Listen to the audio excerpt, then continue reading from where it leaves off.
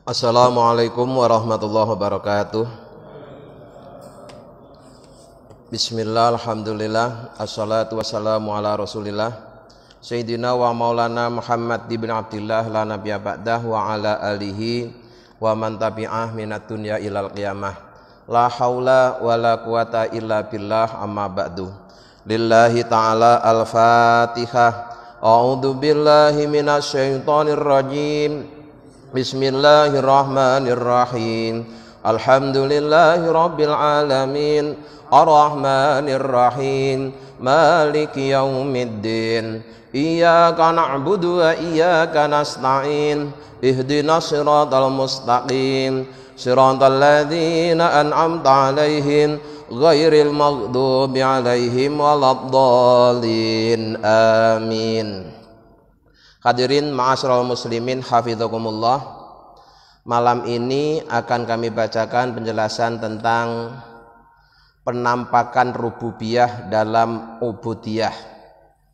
Di penampakan sifat-sifat ketuhanan dalam kehambaan. Tiada istilah rububiyah, ada istilah ubudiyah.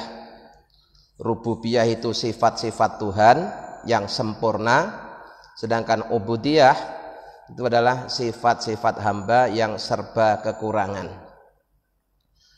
Awsafur rububiyati hiya al-ghina wal izzu wal qudratu wa ghairu dzalika minal kamalati. Sifat-sifat rububiyah itu contohnya adalah bahwa Allah itu maha kaya. Yang dimaksud dengan maha kaya itu bahwa Allah tidak membutuhkan sesuatu selain dirinya. Termasuk Allah tidak membutuhkan tempat, karena Allah berdiri pada dirinya sendiri. Qiyamuhu binafsihi. Pengertian kaya bagi Allah itu beda dengan pengertian kaya pada hambanya. Kita selama ini kalau nyebut orang kaya itu maksudnya kan orang yang banyak hartanya. Tapi kalau Allah maha kaya, itu maknanya Allah tidak membutuhkan apa saja. Sehingga manusia yang disebut manusia yang kaya itu hakikatnya juga fakir.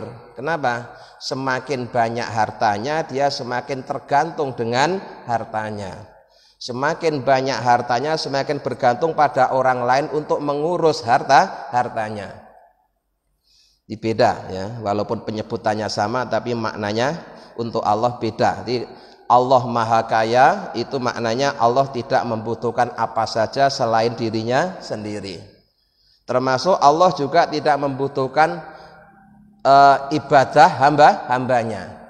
Artinya seandainya seluruh hamba Allah itu tidak ada yang beribadah, maka tidak ibadahnya itu tidak akan mengurangi ketuhanan Allah. Tidak akan menjadikan Allah turun derajatnya menjadi Tuhan yang lemah, juga tidak. Yang kedua, wal izzu, mulia. Itu juga sifat kesempurnaan Allah. Kalau manusia walaupun disebut mulia, pasti ada sisi-sisi yang tidak mulia. Tapi yang mulia dengan sempurna dalam segala sisi itu hanya Allah Subhanahu wa ta'ala. Wal qudratu, dan sifat kudroh, maha kuasa. Kuasa berbuat sesuatu, kuasa mengadakan sesuatu, kuasa memelihara sesuatu, dan juga kuasa untuk menghancurkan sesuatu. Apa yang menurut hamba tidak mungkin, itu mungkin menurut Allah, karena Allah lah yang menciptakan. Wa ghairu dzalika minal kamalati, dan lain-lain dari sifat-sifat kesempurnaan Allah. Misalkan Allah maha agung, Allah maha indah, dan lain-lain. Itu kesemuanya adalah disebut awsafur rububiyah, sifat-sifat ketuhanan. Nah, sekarang apa yang disebut dengan ubudiyah? Ai awsaful ubudiyah itu adalah kebalikan dari sifat Allah tadi. Ya. Kebalikan dari sifat Allah yang sempurna tadi. Misalnya kalau Allah itu maha kaya, maka semua makhluknya adalah fakir. Fakir itu maknanya bukan tidak punya apa-apa. Fakir itu maknanya adalah butuh, ya. Bahwa manusia itu selalu butuh. Butuh kepada siapa? Selalu butuh kepada Allah. Manusia dari tidak ada menjadi ada, itu yang mengadakan Allah. Setelah ada, seluruh kebutuhannya dipersiapkan pula oleh Allah.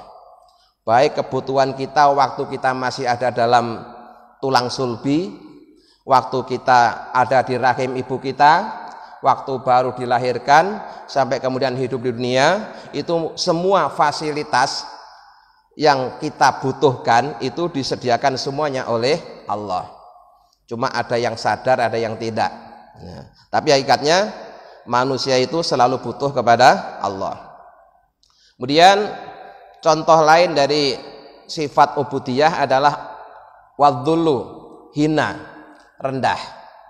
Manusia itu diciptakan dari sesuatu yang hina. Kemudian nanti di kemudian hari juga akan kembali menjadi hina. Fisik kita yang kita sanjung-sanjung ini, yang kita rawat ini, nanti suatu saat akan membusuk dan menjadi sesuatu yang hina. Itulah sifat makhluk, sifat manusia. Wadhu'fu, dan lemah. Manusia itu sekuat apapun punya kelemahan, ya, sekuat apapun. Dan kata kuat itu sendiri sebenarnya juga kuat menurut pandangan manusia. Tapi kalau hakikatnya manusia itu tidak ada yang kuat, semuanya lemah. Termasuk kelemahan semua manusia itu dua. Pertama ngantuk, kedua lapar. Ya, itu kelemahan manusia yang merata. Sudahlah Bapak lihat, seorang petinju juara dunia berulang kali. Itu kalau dia lagi ngantuk, misalnya beberapa hari nggak tidur terus suruh tinju, pasti kalah. Ya. Atau dia nggak boleh makan dalam beberapa hari, pasti lemes. Karena memang kelemahan manusia itu ngantuk sama lapar. Maka kalau orang bisa mengalahkan lapar dan ngantuk menjadi manusia yang kuat, walaupun kekuatannya tetap tidak sempurna. Wa ghairu dzalika minan naqisati, dan sifat-sifat kekurangan yang lainnya semuanya itu adalah sifatnya makhluk atau sifatnya manusia.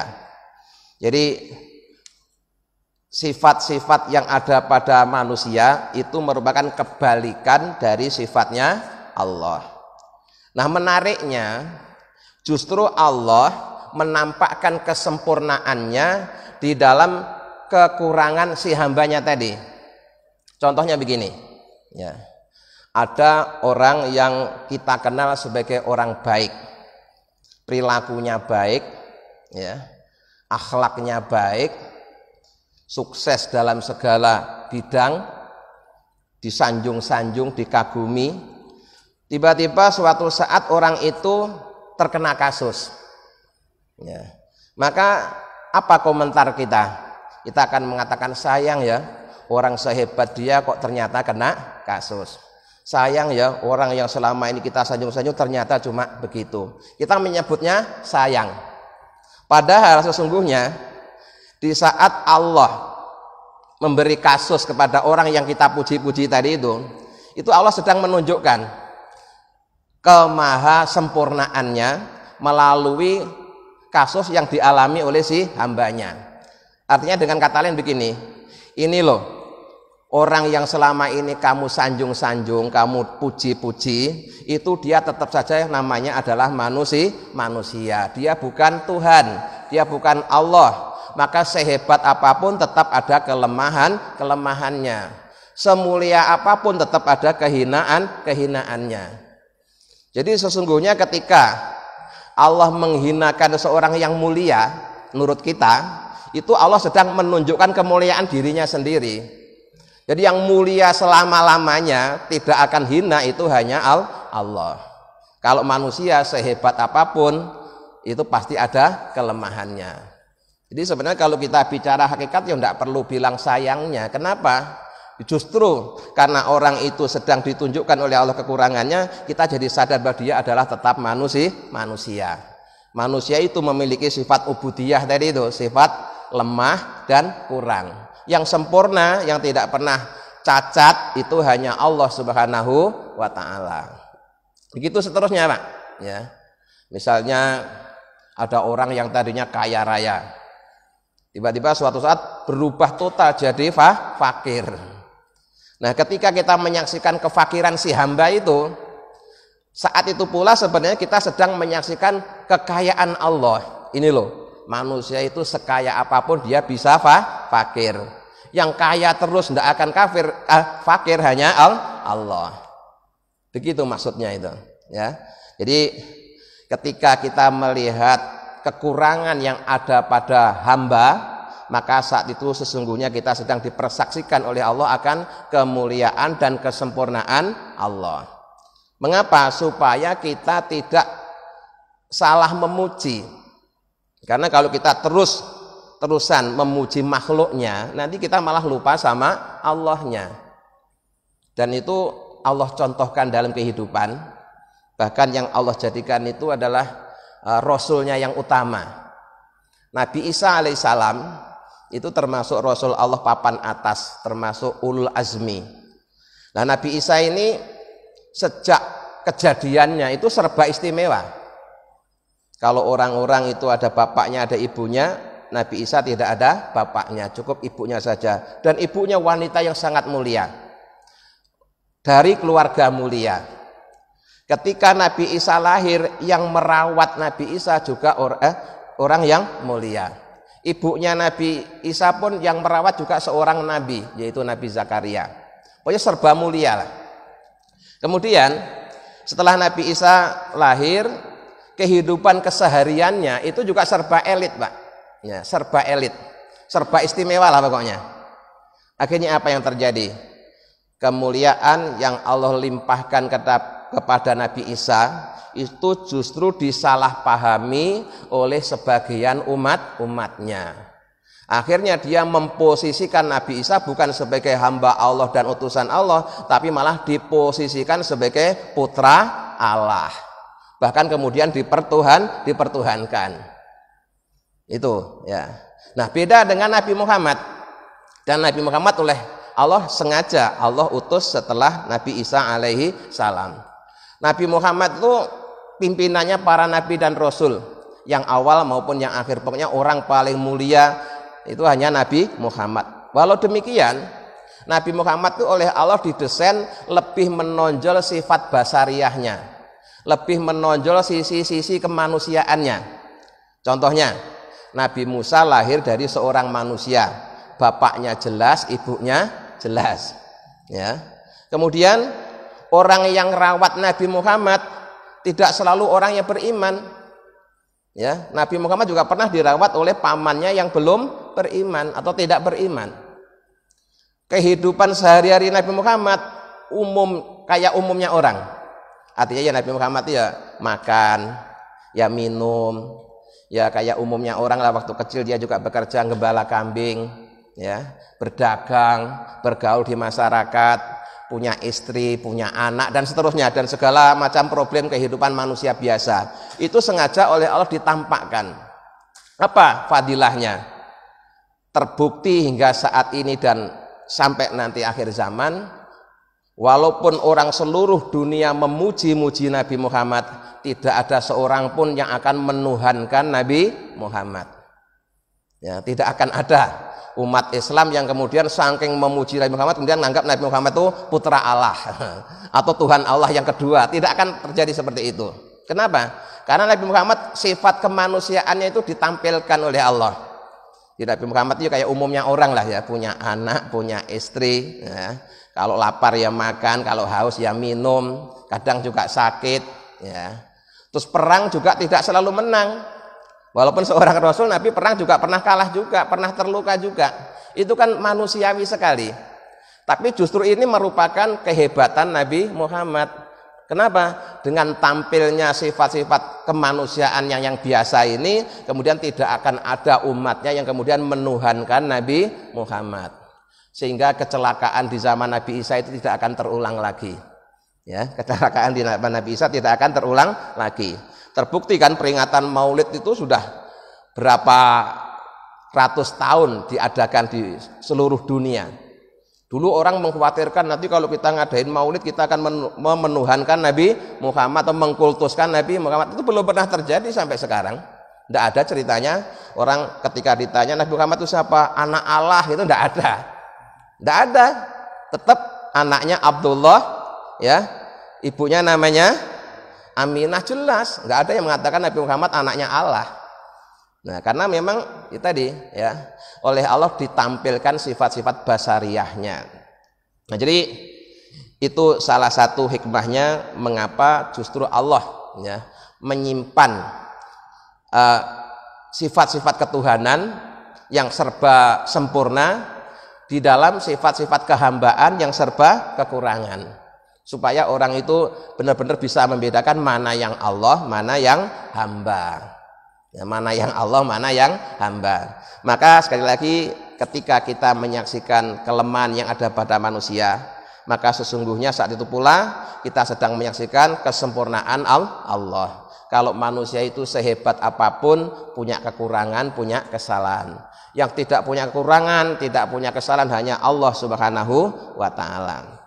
Sahih Ibnu Athaillah mengatakan wa dhahara bi 'azamatir rububiyyati fi idharil ubudiyati. Allah yang maha suci itu menampakkan keagungan ketuhanannya di dalam penampakan kehambaannya, ya. Jadi dengan menampilkan hamba yang lemah, tampaklah kekuatan Allah. Dengan menampilkan hambanya yang fakir, tampaklah kekayaan atau maha kayanya Allah. Dengan menampilkan kebodohan hambanya, tampaklah maha alimnya Allah. Nah, itu dalam Al-Quran Allah berfirman, ya ayyuhan nasu antumul fuqara'u ilallahi wallahu wal ghaniyul hamid. Ya ayyuhan nas, wahai manusia semuanya, antumul fuqara'u, kalian semua itu adalah orang-orang yang selalu butuh ilallahi, kepada Allah. Kita diadakan oleh Allah, semua fasilitas yang kita butuhkan disediakan oleh Allah. Kita hidup di atas buminya Allah, setiap hari menghirup udara yang disediakan oleh Allah. Kita tidak pernah sedetik pun tidak butuh kepada Allah.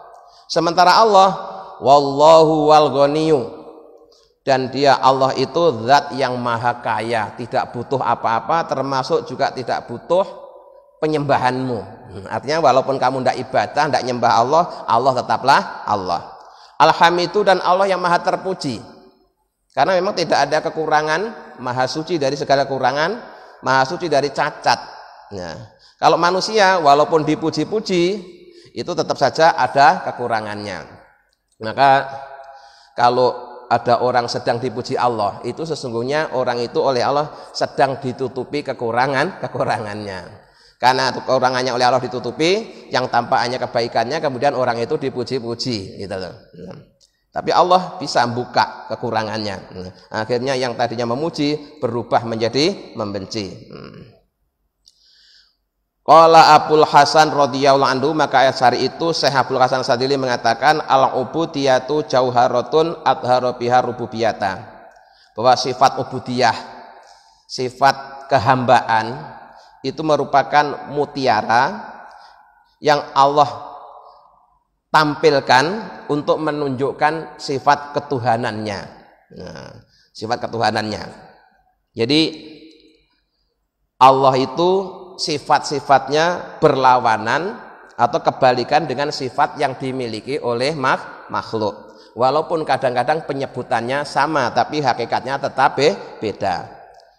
Nah, dalam kajian ilmu tauhid kita sering baca ayat yang pendek dan kita pasti hafal dalam surah Al-Ikhlas, itu walam yakullahu kufuwan ahad.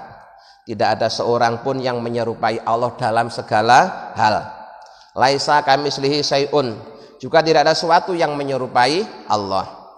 Kemudian disimpulkan dalam kajian tauhid, istilahkan dengan mukhalafatu lil hawadisi. Ya.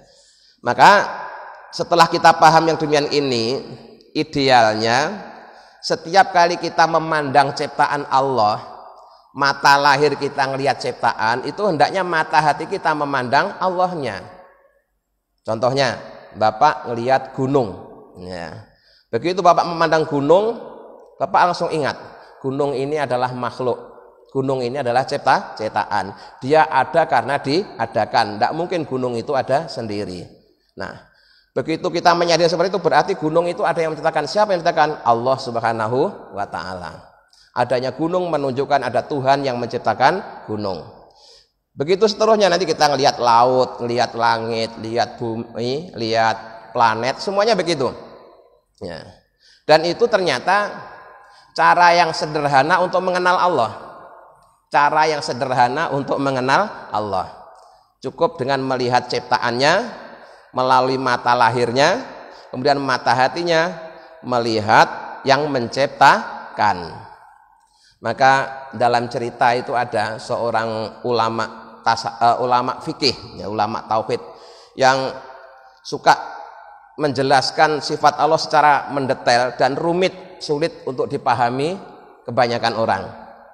Kemudian dia ingin tahu, penasaran, bagaimana caranya orang awam, orang pedalaman dia bisa mengenal Allah. Saya aja yang ilmuwan itu perlu menjelaskan dengan rumit, ya, sulit. Terus bagaimana orang-orang yang lugu, yang hidup di kampung, kok mereka juga mengenal Allah itu bagaimana caranya? Akhirnya dia datanglah ke sebuah perkampungan. Kebetulan dia ketemu dengan seorang pemelihara kerbau. Dalam kajian bulan Ramadan kemarin pernah saya singgung, ya. Terus tanya, si ulamanya tanya sama si peternak kebo tadi itu. Bapak kenal dengan Allah? Wah, kenal. Nah, bagaimana cara Bapak mengenal Allah? Gampang. Pokoknya setiap ada teletong itu pasti ada kerbau. Nah, gitu. Artinya apa? Setiap ada kotoran kerbau pasti ada kebonya.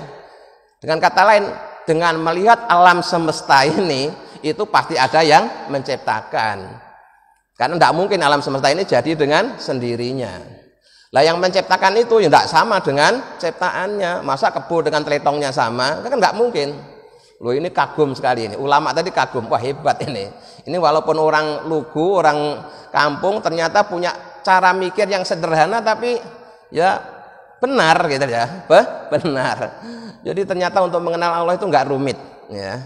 Jadi tadi dia mengatakan pokoknya kalau setiap ada teletong ya pasti ada kebunnya, nggak mungkin ada teletong nggak ada kebunnya. Nah gitu kan. Dia jawabannya begitu. Kenapa kok dia jawab kebo dan teletong? Karena dia peternak kebo. Ya, jadi peternak kebo pun bisa aktivitas kesehariannya itu jadikan hujah untuk mengenal Allah. Maka sekali lagi bukti, ya, keberadaan Allah itu sangat nyata. Nah, baik ada dalam diri kita sendiri maupun dalam apa saja yang kita lihat. Maka orang yang ma'rifatullah itu ya begitu, Pak. Orang ma'rifatullah itu orang yang selalu melihat Allah ketika dia melihat ciptaannya. Jadi melihat apa aja itu yang diingat, ya. Yang diingat adalah penciptanya. Mata lahirnya ngelihat meja, hatinya ingat bahwa meja ini tidak mungkin jadi sendiri. Meja itu pasti ada yang bikin. Cuma kalau meja yang bikin tukang meja. Kalau lihat langit, yang bikin langit ya Allah, begitu seterusnya. Nah, jadi Allah menyimpan sifat-sifat kemuliaannya, sifat-sifat kesempurnaannya justru pada sifat-sifat hambanya. Tapi yang harus kita pahami bahwa sifat Allah itu mukhalafatu lil hawadisi, berbeda dengan makhluknya. Sekarang kembali berbicara tentang ini, sirul khususiyah, rahasia keistimewaan yang Allah letakkan ke dalam hati para walinya. Wa'lam, dan ketahuilah, anna sirul khususiyati, sesungguhnya rahasia keistimewaan, alladzi ja'alahullahu, yang Allah jadikan fi bawatini auliyai, di dalam hatinya para kekasihnya, yaitu Allah, walinya Allah. Wasatarohu bidzuhuri wasfi basariyatihim, dan Allah menutupinya dengan tampaknya sifat-sifat manusia biasa. itu qad haruhu alaihim ala wajhi kharqil adati. Pada kajian sebelumnya telah kami sampaikan bahwa Allah itu memberikan keistimewaan ke dalam hamba yang kemudian dikenal dengan sebutan walinya. Allah memancarkan cahaya kebenaran ke dalam hati para walinya. Cuma cahaya itu setelah masuk ke dalam hati si wali tadi, kemudian oleh Allah ditutupi dengan sifat basariyah. Artinya walaupun wali itu dalam hatinya ada sifat-sifat Allah, dia tetap oleh Allah ditampilkan sebagaimana umumnya manusia biasa. Karena kalau walinya Allah ini dibuka, ya, tutup yang menutupi cahaya yang Allah letakkan dalam hatinya itu dibuka, nanti menimbulkan bencana baik bagi wali itu sendiri maupun bagi umatnya.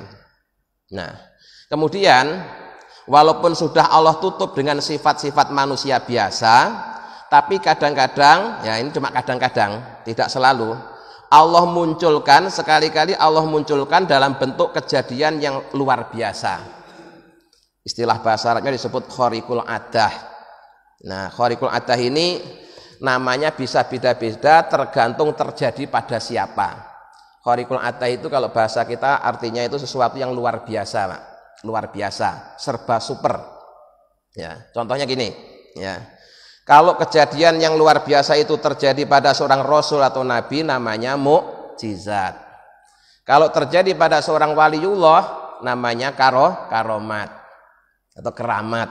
Nah, kalau terjadi pada orang soleh tapi tidak termasuk wali, namanya maunah. Maunah itu pertolongan, ya. Termasuk juga yang terjadi pada anak kecil. Itu nyebutnya bukan mukjizat, bukan keramat, tapi maunah. Contohnya begini. Ada rombongan naik bis. Bis itu ada orang tua, ada anak-anak, kemudian kecelakaan. Nah, anehnya ketika kecelakaan itu yang tua-tua banyak yang mati, yang luka berat, tapi si anak ini tergores saja tidak. Nah, tergores saja tidak. Berarti yang terjadi pada anak ini kan luar biasa. Di saat yang lain mati, luka berat, kok ini tergores saja tidak. Apakah kemudian ini disebut mukjizat? Bukan. Karomat? Bukan. Lalu terus apa namanya? Maunah. Jadi kalau suatu saat, ya, kita sedang berjalan kemudian kecelakaan, teman-temannya kok pada luka parah, luka ringan, bahkan banyak yang meninggal, terus kita benar-benar waras, nggak ada apa-apa gitu ya, kita diselamatkan. Itu jangan terus menganggap wah saya punya mukjizat, jangan begitu, ya, atau karamat. Nah, tapi kita dapat pertolongan dari Allah. Nah, kemudian nanti beda lagi kalau terjadi pada orang kafir. Kalau udah orang kafir itu disebutnya dengan sihir dan segala macam jenis yang lainnya, gitu ya. Karena orang kafir pun kan juga bisa menampakkan kejadian-kejadian yang luar biasa. Tapi tidak bisa kemudian dikatakan itu sebagai mukjizat atau keramat. Kenapa? Karena orangnya orang kafir. Nah, kemudian selain itu ada lagi yang bukan mukjizat, bukan keramat, bukan maunah, bukan sihir, tapi sesuatu yang bisa dipelajari sehingga siapapun yang belajar bisa. Itu ada juga. Nanti namanya bisa macam-macam, ya. Seperti kayak yang ditampilkan oleh tukang-tukang sulap. Nah, atau kalau di kalangan pesantren itu sering disebut dengan ilmu hikmah, tapi hikmah yang menurut dia itu maknanya adalah ilmu kanuragan, ilmu kesaktian. Misalnya kalau baca ini sekian kali maka dia tidak akan mempan ditembak. Nah, kalau dia baca ini sekian kali dia akan bisa melebur besi. Nah, itu yang seperti itu tidak disebut mukjizat, keramat maupun maunah. Kenapa? Karena itu bisa dipelajari oleh siapapun. Nah, nanti bedanya itu gini, ya. Kalau yang mukjizat, keramat, maunah itu hanya terjadi ketika dikehendaki oleh Allah. Bukan kemauan si orangnya itu, ya. Tapi kalau ilmu hikmah tadi itu, kita nyebutnya ilmu hikmah aja ya, itu bisa sesuai dengan yang menginginkan, biasanya bisa ditampilkan lah, ya. Misalkan bapak pengen kesaktiannya itu disaksikan oleh orang banyak itu bisa, ya, ditampilkan di depan umum itu bisa.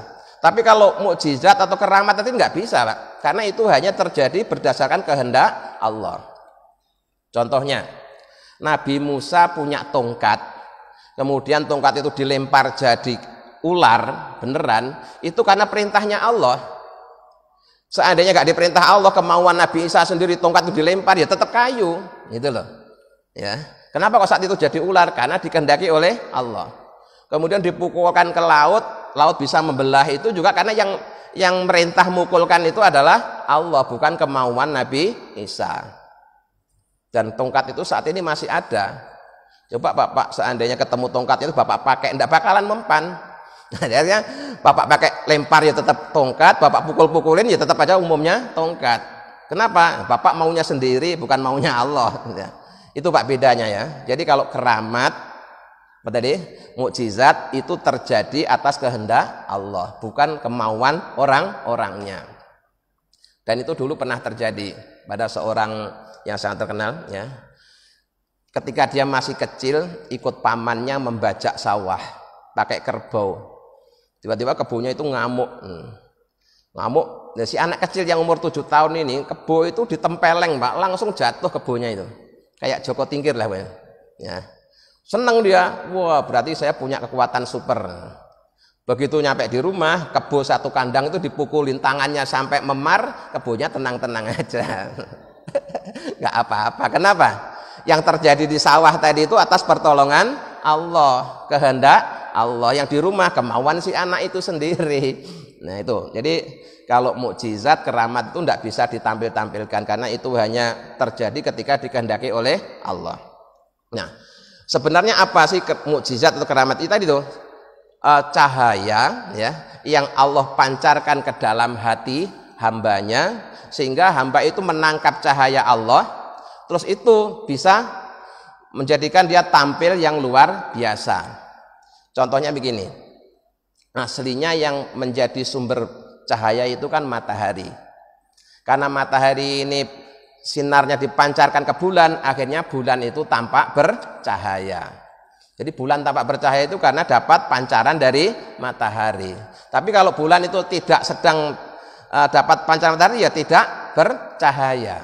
Nah, maka mukjizat dan karomah itu tadi juga seperti itu, terjadinya itu ketika sedang dapat pancaran dari Allah, dan itu oleh Allah hanya dijadikan kadang-kadang, tidak selalu. Makanya Nabi Muhammad itu walaupun punya mukjizat kayak apapun, tapi kalau lagi perang itu tidak pernah menggunakan mukjizat, Pak. Tampil sebagai umumnya manusia. Nabi kalau perang juga pakai baju perang, bawa tameng, ya. Kalau kena pukul juga memar, kena pedang juga terluka. Ya kayak umumnya manusia. Coba seandainya mukjizat itu ada dalam kekuasaan Rasul, oh daripada repot-repot ngeluarin aja mukjizatnya, selesai kan. Tapi nggak pernah itu terjadi. Kenapa? Karena mukjizat itu terjadi bukan kemauannya Rasul, kemauannya Allah. Dan itu insya Allah nanti akan kita bacakan penjelasannya pada pengajian yang akan datang. Jadi kesimpulannya hari ini, mari kita belajar mengenal Allah dalam segala sesuatu. Bukan kok segala sesuatu itu Allah, bukan. Tapi artinya begini, setiap kali kita melihat segala sesuatu, ingatlah bahwa segala sesuatu itu adalah makhluknya Allah, ciptaannya Allah. Ya, maksudnya begitu. Sehingga kita lihat gunung ingat Allah, lihat laut ingat Allah, lihat apa aja, lihat pohon ingat Allah. Karena yang diingat adalah ciptaannya, walaupun yang dilihat oleh mata kita adalah ciptaannya. Mata lahirnya yang lihat ciptaannya, mata batinnya melihat penciptanya. Dengan demikian kita akan selalu ingat Allah dalam keadaan duduk, berdiri maupun berbaring, sehingga kita menjadi ulul albab, ya, orang yang selalu mengenal Allah, mengingat dan bertafakur akan kebesaran Allah. Mudah-mudahan kita bisa memahaminya. Amin ya rabbal alamin. Allahumma sholli ala sayyidina Muhammad wa sallam Muhammad alhamdulillahi rabbil alamin. Allahumma inna nas'aluka imanan daima yaqinan shadiqa wa qalban khashi'an lisanan dzakira wa rizqan halalan wa ilman nafi'an dan sholihah. Allahumma ja'alna wa auladana wa dzurriyyatina wa talamidana min ahlil ilmi wa ahlil khair wa lil ibadah wa la tanayahum min ahlil jahlil ma'siyah. Rabbana atina fid dunya hasanah wa fil akhirati hasanah wa qina adzabannar. Subhana rabbika rabbil izzati amma yasifun wa salamun alal mursalin walhamdulillahi rabbil alamin. Assalamualaikum warahmatullahi wabarakatuh.